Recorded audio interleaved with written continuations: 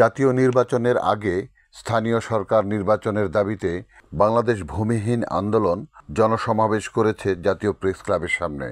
সমাবেশে বক্তারা বলেন, বর্তমানে দেশে স্থানীয় প্রতিনিধি না থাকার কারণে লুটপাট, চাঁদাবাজি, জমি দখল সহ বিভিন্ন অপকর্ম বেড়েই চলেছে। স্থানীয় নাগরিকরা তাদের রাষ্ট্রীয় অধিকার থেকে বঞ্চিত হচ্ছে।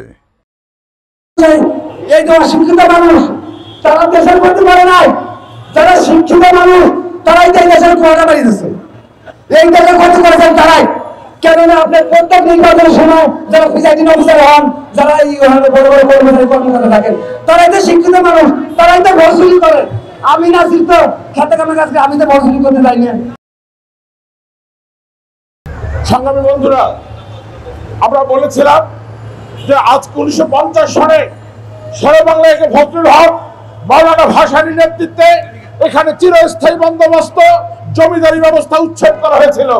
কিন্তু জমি থেকে সেদিন জমিদারি ব্যবস্থা উচ্ছেদ করা হয়, কিন্তু হাট এবং ঘাট থেকে জমিদারি ব্যবস্থা আজও উচ্ছেদ হয় নাই।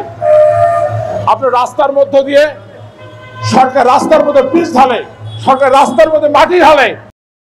সমাবেশ শেষে মিছিল নিয়ে স্মারকলিপি প্রদান করতে চাইলে পুলিশ বাধা দেয় এবং আন্দোলনকারীদের বোঝাতে সক্ষম হয় কর্তব্যরত পুলিশ কর্মকর্তা বুলবুল এবং ২-৩ জন প্রতিনিধিকে স্মারকলিপি প্রদানের পরামর্শ দেন।